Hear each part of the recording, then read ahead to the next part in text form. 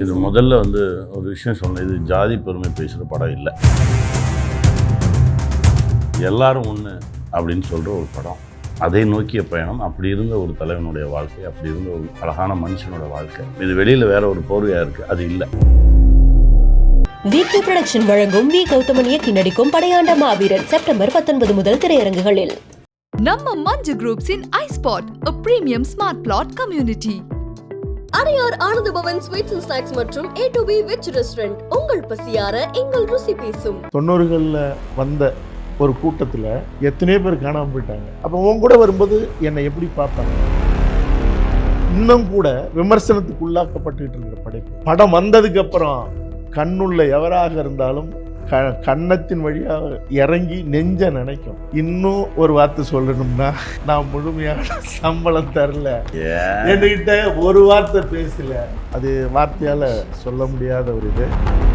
Audience ரொம்ப தெளிவாக இருந்தாங்க. அது ஆடியன்ஸுக்கு தெரியும். நான் ஆடியன்ஸ் என்றைக்குமே அண்டர் எஸ்டிமேட் பண்ணாதீங்க. படம் சரியாக போகலன்னா நம்மக்கிட்ட தான் தப்பு இருக்குன்னு இருக்கும். ஆடியன்ஸ் தப்பே கிடையாது. ஆடியன்ஸ் ரொம்ப தெளிவாக இருக்கும். ஒரு ட்ரெய்லர் மட்டும் இல்லை, ஒரு போஸ்டர்லேயே முடிவு பண்ணுறான் இது விளங்குமா விளங்காத. ஸ்டில்லை பார்த்து சொல்லிடலாம். ஸ்டில்லை பார்த்து சொல்கிறான். மாவீரா அப்படிங்கிற அந்த தலைப்பை கொடுக்கறதுக்கே தயங்குச்சு தயாரிப்பாளர் கொஞ்சம். தமிழ் திரைப்பட வரலாற்றில் 3 நெடில் எழுத்துக்கள் கொண்ட தலைப்பு இது வரைக்கும் இல்லை. மா பீ ரா அப்படின்னு இல்லை. இந்த படைப்பு இன்னைக்கு காயப்படுத்தப்படலாம், கரைப்படுத்தப்படலாம். இது ஒரு சாதி வெறி நிறைஞ்ச படைப்புன்னு சொல்லலாம். படத்தை எப்படியாவது பாருங்க. நான் கஷ்டப்பட்டு எடுத்துருக்கேன். நாங்கள் பட்ட பாடு தெரியுமா? இத்தனை வருஷத்துல நாங்கள் இல்லை, ஒரு படைப்பாளியை கெஞ்ச விட்டுருச்சு. படையாண்ட மாவீரா செப்டம்பர் 19 இன் தியேட்டர்ஸ் ரிலீஸ் ஆக போகுது. ஸோ வாரம் நம்ம நிறைய படங்கள், அதாவது ஒரு நாளைக்கு எத்தனையோ படங்கள் ரிலீஸ் ஆகிட்டு இருக்கு. ஸோ இந்த படத்தையும் கண்டிப்பாக தியேட்டரில் எல்லாரும் பார்க்கணும். ஸோ அந்த டீமோட தான் இருக்கேன். வணக்கம் சார். வணக்கம். அண்ணே வணக்கம். நல்லா இருக்கேன். நான் உங்களை பார்த்துட்டு இன்னும் இப்போ சந்தோஷமா இருக்கேன். பட் இந்த படம் ஒரு கதையை நோக்கி ஒரு பயோபிக்காக இருக்குன்னு நிறைய காமெண்ட்ஸ் வருது. அந்த மாதிரி விஷயங்கள் சொல்லும் பொழுது நீங்க இதை எப்படி பாக்குறீங்க? முதல்ல ஒரு விஷயம் சொன்னேன். இது ஜாதி பெருமை பேசுகிற படம் இல்லை. இல்லை. ஆமாம், எல்லாரும் ஒன்று அப்படின்னு சொல்கிற ஒரு படம். அதை நோக்கிய பயணம். அப்படி இருந்த ஒரு தலைவனுடைய வாழ்க்கை, அப்படி இருந்த ஒரு அழகான மனுஷனோட வாழ்க்கை, அதை பற்றி தான் பேச போகிற ஒரு திரைப்படம். இது வெளியில் வேற ஒரு போர்வையாக இருக்குது, அது இல்லை அப்படின்றத தான் முதல்ல சொல்லணும். ரொம்ப உண்மையாக இருந்தது. அவர் சொன்ன விஷயமும் ரொம்ப நியாயமாக இருந்தது. ஒன்றுமே நானும் அவர் சொன்னார், அதை உள்வாங்கணும், அதை பண்ணோம், அவ்வளோதான். அங்கே போய் நான் இதை பண்ணேன் அதை பண்ணலாம் ஒன்றுமே இல்லை. அந்த கதாபாத்திரத்துக்கு உண்மையாக இருந்தோம்.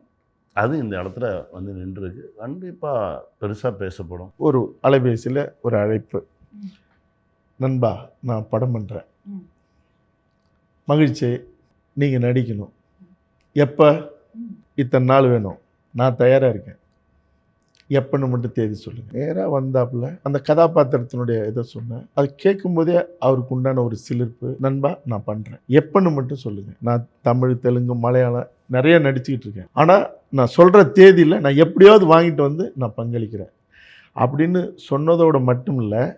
ஏன்னா நாங்கள் 90களில் வந்த ஒரு கூட்டத்தில் எத்தனையோ பேர் காணாமல் போயிட்டாங்க. அன்னைக்கு 90கள்லேருந்து 93 சந்திக்கிறேன். 32 வருஷம் ஆச்சு. இன்னும் அதே துடிப்போடு அதே வேகத்தோடு ஓடிட்டு இருக்கோம் அப்படின்றது இறை அருள் தான். படையாண்ட மாவீரவில் நடிக்கணும்னு சொன்னபோது, இப்போ நான் போராட்டங்களும், அது பிரச்சனை, புரட்சி, போராட்டம், கைது இதெல்லாம் இருந்தாலும் கூட நீ என்ன எடுக்க போகிற என்ன வச்சு? உன் கூட நான் இந்த படைப்புக்குள்ளே வந்தால் எனக்கு நான் எல்லாரோடையும் படைப்பு செஞ்சுக்கிட்டு இருக்கேன். அப்போ உன் கூட வரும்போது என்னை எப்படி பார்ப்பாங்க? எந்த கேள்வியும் இல்லை, எந்த பார்வையும் இல்லை. இந்த படைப்பு இன்னும் கூட விமர்சனத்துக்கு உள்ளாக்கப்பட்டுக்கிட்டு இருக்கிற படைப்பு. படம் வந்ததுக்கு அப்புறம் கண்ணுள்ள எவராக இருந்தாலும் கன்னத்தின் வழியாக இறங்கி நெஞ்ச நினைக்கும். நினச்சி பார்க்க முடியாத ஒரு பேரதிர்வு ஒன்று பண்ணோம். நான் நண்பன் ஒரு இயக்குனர், நண்பன் இந்த டைலாக் வேணுமா? சிக்கலாகாத ஒரு வார்த்தை இல்லை. இன்னும் ஒரு வார்த்தை சொல்லணும்னா, நான் முழுமையான சம்பளம் தரல, என்கிட்ட ஒரு வார்த்தை பேசல, நான் எங்க நண்பா கொஞ்சம் இந்த ஸ்டக் அப்படின்னு சொல்லிடுவணும்னு டப்பிங் பேசிட்டு வெளியே ஓகே நல்லபடியாக நடக்கட்டும், என்னை கட்டி பிடிச்சி நல்லா வரும், வெற்றி அடைவீங்க, கூட இருக்கேன் அப்படின்னு போனது இருக்குல்ல. இதெல்லாம் இந்த 32 ஆண்டு கால நட்பில் மெய்சிலிருக்கக்கூடிய, அது வார்த்தையால் சொல்ல முடியாத ஒரு இது. ஒரு ட்ரெய்லரை வச்சு சில விஷயத்த கணிச்சு ஐயோ படம் இப்படிதான் இருக்குமோ அப்படியெல்லாம் இல்லை. ஆ. ஆடியன்ஸ் ரொம்ப தெளிவாக இருக்காங்க. அது ஆடியன்ஸுக்கு தெரியும். நான் ஆடியன்ஸ் என்றைக்குமே அண்டர் எஸ்டிமேட் பண்ணாதீங்க. அவங்க நம்மளை விட புத்திசாலி. ஒரு ஒரு ஒரு இப்போ எதுக்கு திடீர்னு பார்த்தா, இப்போ ஒரு சில படங்கள்லாம் வரும்போது அந்த ட்ரெய்லர் பார்த்ததுலேயே தெரிஞ்சுக்கணும். திடீர்னு பார்த்தா ஹவுஸ்ஃபுல் ஆயிரும். சம்மந்தம் இல்லாத ஒரு படம். படம் சரியாக போகலன்னா நம்மக்கிட்ட தான் தப்பு இருக்குன்னு அர்த்தம். ஆடியன்ஸ் தப்பே கிடையாது. ஆடியன்ஸ் ரொம்ப தெளிவாக இருக்காங்க. ஒரு ட்ரெய்லர் மட்டும் இல்லை, ஒரு போஸ்டர்லேயே முடிவு பண்ணுறான் இது விளங்குமா விளங்காத. ஸ்டில்ல பார்த்து சொல்லிடலாம். ஸ்டில்ல பார்த்து சொல்கிறான். அந்த படைப்பினுடைய வெளிப்பாடுங்கிறது இந்த படம் விளங்குமா விளங்காதாங்கிறத முதல்ல வர்ற போஸ்டர்லேயே முடிவு பண்ணிடுவான். அப்புறம் தான் டீசரு, ட்ரெய்லரு, படம்லாம். அப்படி அவன் முடிவு பண்ணிட்டான்னா இன்னொருத்தன்கிட்ட கூட பேச மாட்டான், எப்போ இந்த படத்துக்கு போகலாமான்னு. அதனால் நீங்கள் வந்து ஒரு படம்ங்கிறது அவன் முடிவு பண்ணுறதுங்கிறது அது வந்து இயற்கையோ இறைவனோ அது ஒரு அற்புதமான ஒரு சக்தி. ஆனால் அவன் சரியானதை மட்டும்தான் முடிவு பண்ணுவான். சரியில்லாததை நீங்கள் என்ன முறை கொண்டு நீங்கள் எடுத்துகிட்டு போய் அவன் வீட்டில், காதில், கண்ணில் திணிச்சாலும் அவனை கிளப்பவே முடியாது. சொந்தக்காரனே படத்துக்கு வர மாட்டான்.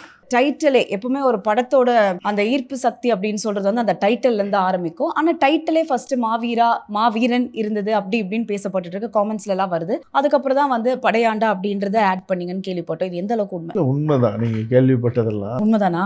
ஆமாம். அதாவது மாவீரா அப்படிங்கிற அந்த தலைப்பை கொடுக்கறதுக்கே தயங்குச்சு தயாரிப்பாளர் கவுன்சில். ஏன்னா மாவீரன்னு ஒரு தலைப்பு வந்து சிவகார்த்திகேயன் அவர்கள் இருந்தது. ஏன்னா அது அதுக்கு முன்னாடி மாவீரன் ஒரு படம் ரஜினி சார் அவங்க நடித்த படமும் இருந்தது. அதனால் அந்த தயக்கம் இருந்தது. உடனே வைரமுத்து சார் வந்து முதல் முறையாக அவர் வந்து பெரிய எமோஷன் ஆனதுங்கிறது, ஒரு சிலிர்ப்போட என்னை வந்து உச்சி முகர்ந்ததுங்கிறது கவிப்பேரரசு வைரமுத்து அவர்கள் தான். மலையூர் மம்பட்டியானுக்கு நான் பாட்டு எழுதினேன், காட்டு வழி போகிற பொண்ணை கவலைப்படாதேன்னு. அதுக்கப்புறம் கரிமேட்டு கருவாயனில் நான் பாட்டு எழுதினேன். அந்த 2 படமும் வரலாறு காணாத வெற்றி. இந்த 2 படமும் உண்மை சம்பவம். பெருங்கூட்ட கொண்ட மனிதர்களால் இன்னும் போற்றப்படுகிற, அவர்கள் மறைந்தாலும் கூட இன்னும் மக்கள் மனதில் வாழ்ந்துகிட்டு இருக்கிற கதாபாத்திரங்கள். அதுக்கப்புறம் நான் நாட்டுப்புற பாடலோடு சேர்த்து ஒரு உண்மை சம்பவத்தை அடிப்படையாக வச்ச ஒரு படைப்பில் நான் வந்து மனம் நிறைஞ்சு ஆத்மார்த்தமாக எழுதின படைப்பு எதுன்னா படையாண்ட மாவீரான்னு நேற்று சொன்னார். அப்போ மாவீராவாக இருக்கும்போது அவர் சொன்ன வார்த்தை, தமிழ் திரைப்பட வரலாற்றில் 3 நெடில் எழுத்துக்கள் கொண்ட தலைப்பு இது வரைக்கும் இல்லை, மா வீ ரா அப்படின்னு இல்லை அப்படின்னு. அவர் தான் தேனாண்டல் ஃபிலிம்ஸோடைய ராமநாராயண ஐயா அவருடைய மகன், இன்னைக்கு தயாரிப்பாளர் கவுன்சில் தலைவர் முரளி, அவர் பேசி இந்த தலைப்பு கொடுத்தே ஆகணும் அப்படின்னாரு. ஸோ இந்த பயணத்தில் நீங்களும் வந்து இணைஞ்சிருக்கீங்க. சார் சொன்ன மாதிரி ஒரு யங்கர் வெர்ஷன். ஸோ இது எப்படி அவர் சொல்லும் பொழுது ஓகே சொல்லிட்டாரு அப்பா நம்ம பண்ணிடலாம் அப்படியா, இல்லை இந்த கதைக்கான ஒரு விஷயம் இருக்குது? ஏன்னா ஒரு யங்கர் வெர்ஷன்லேருந்து ஸ்டோரி ஆரம்பிக்குதுன்னும் போது அதுக்கான மெனக்கெடல் நிறைய இருக்கும். எப்படி இந்த படம் ஆரம்பிக்கிறதுக்கு ஒரு 2 இயர்ஸ் பிஃபோர்லேருந்து ரிசர்ச் ஒர்க்லாம் நாங்கள் போனோம். அவரோட வாழ்க்கை எப்படி வாழ்ந்தார், அந்த ஊர் மக்கள்கிட்டலாம் நிறைய கேட்டுக்கிட்டோம். அப்போ கேட்கும் போதே நான் சப்கான்ஷியஸாக ப்ரிப்பேர் ஆகிட்டேன், இது இப்படி தான் இருக்கும், இவர் கேரக்டர் இப்படி தான்றது. அப்புறம் பின்னாடி சொன்னார் இதோட சின்ன வயசு நீ தான் பண்ண போகிற. அப்புறம் சொன்னதுக்கப்புறம் நான் ஆக்டிங் கிளாஸ்லாம் போனேன். ஸோ அங்கேருந்து கொஞ்சம் அவரை முதல்ல அவங்க வந்து 6 வயசு இருக்குமா? ஆமாம், 6 வயசு இருக்கும்.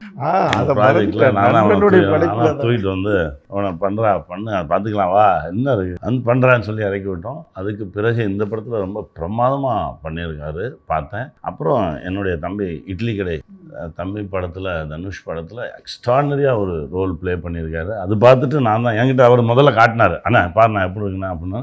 அதை பார்த்துட்டு சொன்னேன்.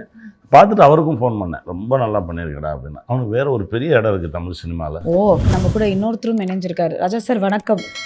ஒவ்வொரு படத்துலையுமே ஒரு வித்தியாசமான ஒரு கதாபாத்திரம். இந்த படம் வந்து மக்கள்கிட்ட நிறைய காமெண்ட்ஸ் வந்துட்டு இருக்கு. ஸோ எப்படி இருக்கு இந்த படம்? இந்த சந்தனக்காடு வீரப்பனுக்கு அப்புறமா திரும்பவும் அண்ணன் பண்ணுற படையாண்ட மாவீரா இந்த படத்தில் திரும்பவும் என்னை வீரப்பன் ஐயாவை என்னை வந்து உருவாக்கியிருக்காங்க.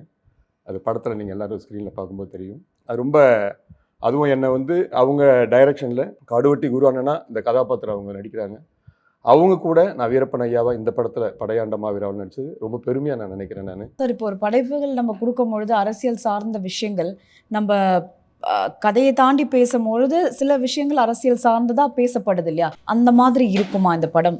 மனிதம் சார்ந்த படைப்புகளை படைக்கிறது மட்டுமே என்னுடைய வேலை. இந்த படைப்பு இன்னைக்கு வந்து காயப்படுத்தப்படலாம், கரைப்படுத்தப்படலாம், இது ஒரு சாதி வெறி நிறைஞ்ச படைப்புன்னு சொல்லலாம்.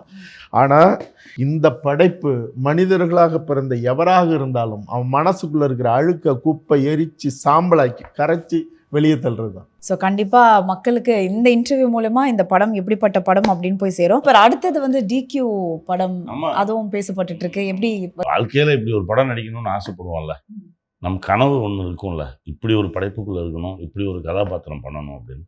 அப்படி ஒரு படம், அப்படி ஒரு கதாபாத்திரம். அதற்காக கிட்டத்தட்ட ஒரு 8 மாதம் அந்த கெட்டப்லேயே தான் இருந்தேன். அதற்கு முன்னாடி 2.5 வருஷம் அந்த கதைக்காக நான் காத்துட்டு இருந்தேன். அப்போ தான் டிக்யூ கேட்டார், அண்ணா நீங்கள் எத்தனை வருஷம்னா? நான் 2.5 வருஷம், நான் 6 வருஷம்னா. அவர் 6 ஆண்டுகளாக அந்த கதையை கேட்டுட்டு இந்த படம் பண்ணணும், அதற்காக உழைப்போம் அப்படின்னு சொல்லி உழைச்சது. அந்த உழைப்பு தான் ட்ரெய்லரில் தெரிஞ்சது.